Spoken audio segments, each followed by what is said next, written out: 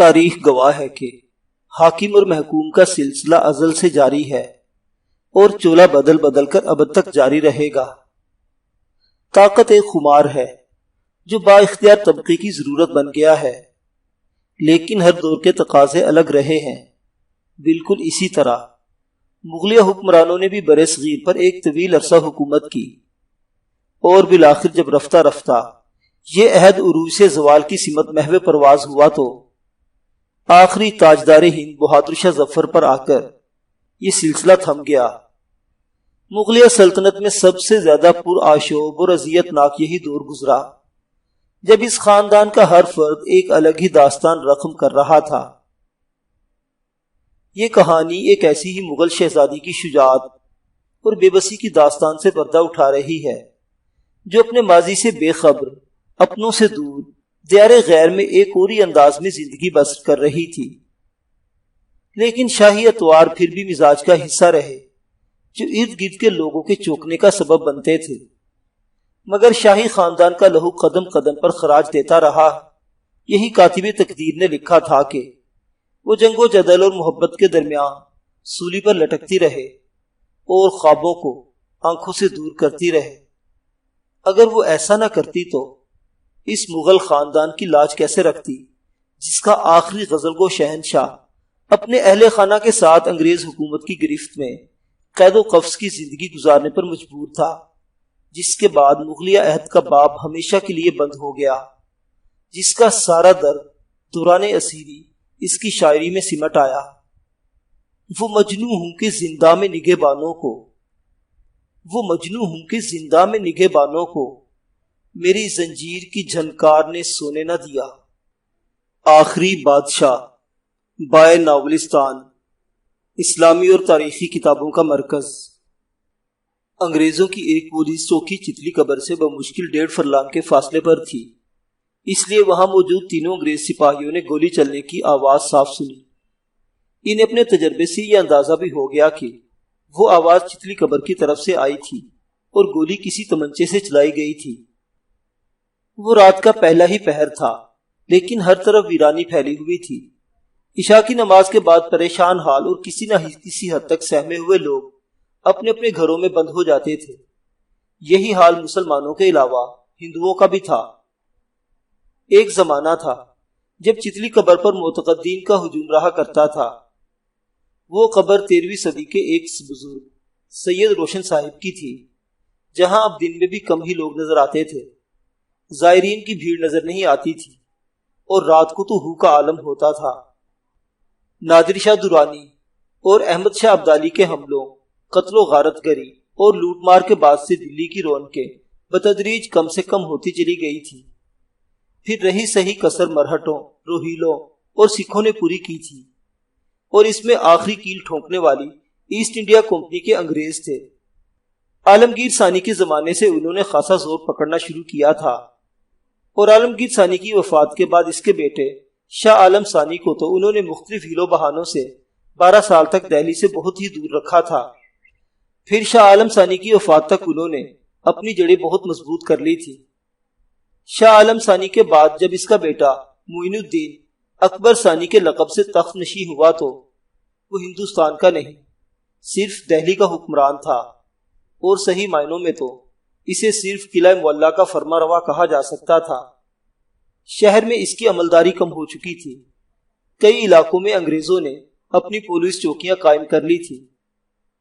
اکبر ثانی سے اس کی رسمی اجازت لینے کے لیے انہوں نے پنڈاری تحریک کی ریشہ دوانیوں کو بہانہ بنایا تھا۔ اس تحریک کی جنم کے لیے 1 صدی سے زیادہ عرصہ گزر چکا تھا۔ ابتدا میں وہ لوگ جاگیرداروں اور امراء کو لوٹ کر غریب رعایا کی مدد کرتے تھے، لیکن پھر اس میں کم پڑھے لکھے اور جرائم پیشہ عناصر بڑھتے چلے گئے۔ اب وہ صرف لٹیروں کی تنظیم بن چکی تھی۔ لوٹ مار اور خواتین کی آبرو ریزی کرنا ان کا شعار بن چکا تھا۔ ان کا کوئی سردار کہیں مارا جاتا تو وہ کسی اور کو اپنا سردار منتخب کر لیتے۔ ان لوگوں کی گوش مالی انگریزوں کا تو صرف بہانہ تھا۔ وہ اس طرح دہلی پر اپنی گرفت مضبوط سے مضبوط تر کرنا چاہتے تھے۔ اکبر شاہ ثانی نے اسے اس کی اجازت صرف اس خوف کی وجہ سے دی تھی کہ کہیں انگریز سرکار ناراض ہو کر شاہی خاندان کے وظیفے میں کمی نہ کر دے، جو پہلے ہی کچھ ایسا اطمینان بخش نہیں تھا۔ اکبر شاہ ثانی کی تخت نشینی 1806 میں ہوئی تھی۔ 60-70 سالہ ایک شخص کی لاش چتلی قبر سے کچھ ہی فاصلے پر پائی گئی تھی، اور جب دوسرے دن کا سورج طلوع ہوا تو علاقے میں ترکمان دروازے کے قریب رہنے والے ایک ضعیف شخص دادا رحمان نے لاش کی شناخت بھی کر لی تھی۔ مقتول روہیل کھنڈ کا تھا، جس کا نام صفدر خاں تھا۔ اسی دن دوپہر کو دہلی ہی میں واقع انگریز پولیس کے صدر دفتر میں ایک اجلاس ہوا جو صفدر خاں روہیلا کے قتل ہی کے سلسلے میں تھا۔ اس اجلاس میں 2 کیپٹن، 2 سارجنٹ اور 2-3 سپاہی تھے جنہوں نے گولی چلنے کی آواز سنی تھی اور چتلی قبر کے پاس پڑی ہوئی لاش تک پہنچے تھے۔ تم لوگوں نے وہاں کسی اور شخص کو آتے جاتے نہیں دیکھا؟ ایک کیپٹن نے تینوں سپاہیوں کے چہروں پر نظریں دوڑاتے ہوئے پوچھا۔ تینوں سپاہیوں نے ایک دوسرے کی طرف دیکھا، پھر ان میں سے ایک نے جواب دیا، جی نہیں سر، مسلمانوں کی عبادت کا وقت 1 گھنٹے پہلے ختم ہو چکا تھا۔ اس کے بعد تو اس سارے علاقے میں بالکل سناٹا چھا جاتا ہے، بس کبھی کبھی کتوں کے بھونکنے کی آواز آ جاتی ہے۔ دوسرا سپاہی بول پڑا۔ دونوں کیپٹن اس بے تکی بات پر اس سپاہی کو سخت نظروں سے دیکھنے لگے۔ سپاہی نے سر پٹا کر سر جھکا لیا۔ سر، ایک سارجنٹ بولا، یہ قتل پنڈاری تحریک کے کسی آدمی نے کیا ہو شاید؟ نہیں، کیپٹن نے مضبوط لہجے میں کہا، وہ لوگ صرف لوٹ مار کے لیے قتل کرتے ہیں کسی کو۔ صفدر خاں کو کسی نے دور ہی سے گولی ماری ہے، اسے لوٹا نہیں گیا۔ اس کی جیب میں اچھی خاصی رقم تھی۔ اس معاملے میں ایک بات معنی خیز ہے، دوسرے کیپٹن نے پہلے سے کہا، گزشتہ 11 ماہ سے 8 قتل ہوئے ہیں اس علاقے میں۔ صرف ایک قتل سینے میں چاقو مار کر کیا گیا تھا۔ وہ واردات قطعی طور پر لوٹ مار کی تھی۔ باقی 7 آدمیوں کو گولی مار کر قتل کیا گیا۔ ان 7 کے سروں پر گولی لگی تھی یا گردن میں۔ اس سے یہ نتیجہ اخذ کیا جا سکتا ہے کہ یہ 7 قتل کسی ایک ہی شخص نے کیے ہیں، جس کا نشانہ بہت سچا ہے۔ اسے دور سے گولی چلانے کی ضرورت نہیں پڑی۔ گولیاں بھی کسی بندوق سے نہیں، پستول سے چلائی گئی تھی، اور فاصلے سے بھی۔ ان میں سے کوئی واردات بھی لوٹ مار کی نہیں تھی۔ پہلے کیپٹن نے سر ہلاتے ہوئے اپنے سامنے رکھی ہوئی ڈائری پر نظر دوڑاتے ہوئے بڑبڑانے والے انداز میں کہا، پہلا قتل شاہ کلن کی ڈگڈگی میں ہوا تھا، دوسرا اعظم خان کی حویلی کے محلے میں، تیسرا امام گلی میں، چوتھا فیض بازار میں، 5واں مومگروں کے چھتے میں، 6ٹھا دہلی دروازے کے قریب، اور اب 7واں چتلی قبر کے پاس۔ کیا تم ان علاقوں کے ناموں پر زور دے رہے ہو؟ ہاں۔ کیا یہ نہیں شبہ کیا جا سکتا کہ ان سب کا قاتل ایک ہی ہے اور ان علاقوں کے دائرے کی کسی بستی میں رہتا ہے؟ یہ سبھی علاقے ایک دوسرے سے متصل ہیں۔ شبہ ٹھیک ہو سکتا ہے تمہارا۔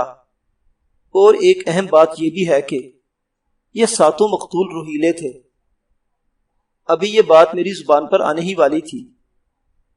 تو کیا یہ انتقامی کارروائی نہیں ہو سکتی؟ ہو تو سکتی ہے، اگر ان سب کا قاتل ایک ہی ہے تو شاید وہ کسی وجہ سے روہیلوں کا دشمن ہو۔ سر، ایک سرجنٹ بول پڑا، ان 7 افراد کے قتل میں ایک بات مشترک ہے، تو پھر ہمیں 3 اور وارداتوں کو بھی اسی کڑی میں لانا چاہیے۔ ان میں سے 2 قتل، یا یہ کہیں کہ دونوں لاشیں گلال باڑی کے ڈھیر پر پائی گئی تھی، اور ایک قتل حوض شمسی پر ہوا تھا۔ یہ دونوں مقام چتلی قبر کے علاقے سے دور ہیں، لیکن قتل ہونے والے تینوں افراد بھی روہیلے تھے۔ ان میں سے بھی 2 کی گردن پر اور ایک کے سر میں گولی ماری گئی تھی۔ دونوں کیپٹن غور سے سارجنٹ کی طرف دیکھنے لگے، پھر انہوں نے ایک دوسرے کی طرف دیکھتے ہوئے آہستگی سے اسبات میں سر ہلایا۔ ہاں، کیپٹن نے کہا، یہ امکان نظر انداز نہیں کیا جا سکتا۔ یہ 7 اور وہ 3 قتل بھی ایک ہی شخص نے کیے ہوں گے، مگر ان 7 وارداتوں کی وجہ سے مجھے خیال آ رہا ہے کہ قاتل شاید اسی علاقے میں رہتا ہو، یہاں اسے واردات کرنے میں آسانی ہوتی ہوگی۔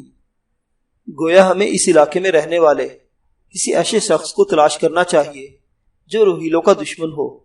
یہ کام آسان نہیں ہوگا سر۔ دوسرا سارجنٹ جو اب تک خاموش بیٹھا تھا بول پڑا۔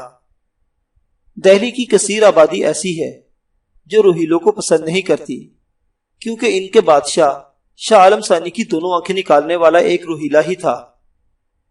میں اس کا نام بھول رہا ہوں۔ غلام قادر روہیلا، پہلے کیپٹن نے سر ہلاتے ہوئے کسی قدر متفکر انداز میں کہا۔ دوسرا کیپٹن بولا، میں نے سنا ہے کہ اس کے باپ ضابطہ خان روہیلا نے بھی شاہی خاندان پر بہت ظلم کیے تھے۔ تب تو پھر پہلا کیپٹن سوچتے ہوئے بولا، اس امکان کو بھی نظر انداز نہیں کیا جانا چاہیے کہ اس معاملے میں شاہی خاندان کا بھی کوئی ہاتھ ہو سکتا ہے، خصوصاً اکبر شاہ کا، کیونکہ غلام قادر نے اسی کے باپ کو بڑی بے رحمی سے اندھا کیا تھا۔ یقیناً ہمیں یہ بات نظر انداز نہیں کرنا چاہیے، لیکن اس کا امکان میرے خیال میں نہیں کہ یہ قتل شاہی خاندان کے کسی فرد نے خود کیے ہوں۔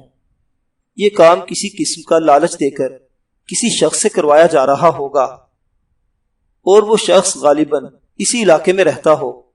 میرا مطلب ہے چتلی قبر کے آس پاس کے علاقوں میں۔ ترکمان دروازہ بھی وہاں سے قریب ہی ہے۔ کیپٹن نے ایک سارجنٹ کی طرف دیکھتے ہوئے کہا، اور وہیں کے ایک ضعیف شخص نے صفدر خان کی لاش شناخت کی تھی۔ کیا نام بتایا تھا تم نے اس کا؟ دادا رحمان کہا جاتا ہے اسے۔ تم نے اس سے یہ پوچھا تھا کہ اس نے صفدر خان کو کیسے پہچان لیا؟ یہ میں اس سے نہیں پوچھ سکا سر، سرجنٹ نے ہچکچاتے ہوئے جواب دیا۔ وہ بیمار تھا اور اس سے شفا خانے جانے کی جلدی تھی، لیکن میں نے ایک اور شخص سے دادا رحمان کے بارے میں پوچھ گچھ کی تھی۔ مجھے یہ تو نہیں معلوم ہو سکا کہ اسے دادا رحمان کیوں کہا جاتا ہے، لیکن یہ معلوم ہو گیا ہے کہ اس کا بیٹا فیضان علی شاہی لشکر کے کسی دستے کا سالار ہے۔ گڈ، کیپٹن نے پرجوش انداز سے میز پر گھونسا مارا۔ اتنی اہم بات تم اب بتا رہے ہو؟ دوسرے کیپٹن کے چہرے سے بھی خفگی کا اظہار ہونے لگا تھا۔ سارجنٹ شرمندہ سا نظر آیا۔ میز پر گھونسا مارنے والے کیپٹن نے اس سے کہا، اب تم ہی فیضان علی اور اس کے باپ کے بارے میں مکمل چھان بین کر کے جلد از جلد رپورٹ دو۔ اگر فیضان ہی ہمارا مطلوبہ شخص ثابت ہوا تو سارا کام آسان ہو جائے گا۔ براہ راست شاہی خاندان سے پوچھ گچھ کرنا ہمارے لیے آسان نہیں۔ اس گفتگو میں چونکہ شبہات کا رخ شاہی خاندان کی طرف ہو رہا تھا، لہذا اجلاس اس بات پر ختم ہوا کہ یہ سارا معاملہ لازمی طور پر ریزیڈنٹ کرنل مٹکاف کے علم میں لایا جائے۔